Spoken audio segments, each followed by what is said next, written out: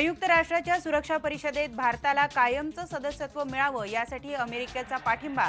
अमेरिकेचे राष्ट्राध्यक्ष बराक ओबामांनी पहिल्यांदाच दिली ग्वाही.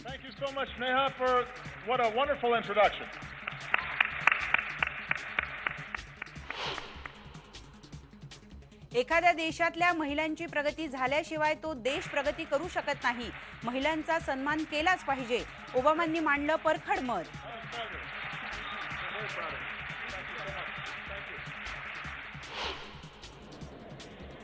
अमेरिकेचे अध्यक्ष बराक ओबामा सौदी अरेबियाला रवाना. जाताना म्हणाले नमस्ते. आदर आतिथ्याबद्दल भारताचे मानले आभार.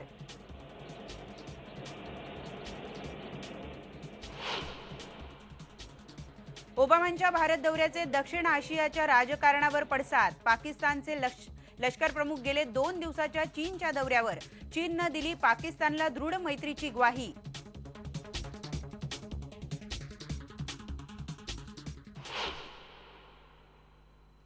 आर.के. लक्ष्मण यांच्या पार्थिवावर सरकारी इतमामात अंत्यसंस्कार.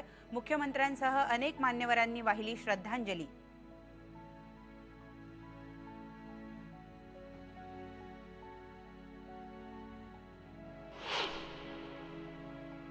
रयत शिक्षण संस्थेचे कार्याध्यक्ष रावसाहेब शिंदे कालवश. काल रात्री घेतला अखेरचा श्वास. शिक्षण, शेती आणि गोपालन या क्षेत्रात 30 वर्ष दिलं योगदान.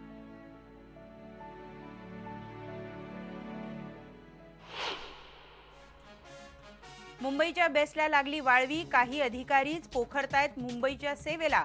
आगारांच्या कामासाठी आलेली सामुग्री सर्रास जाते चोरीला. IBN लोकमतचा स्पेशल रिपोर्ट.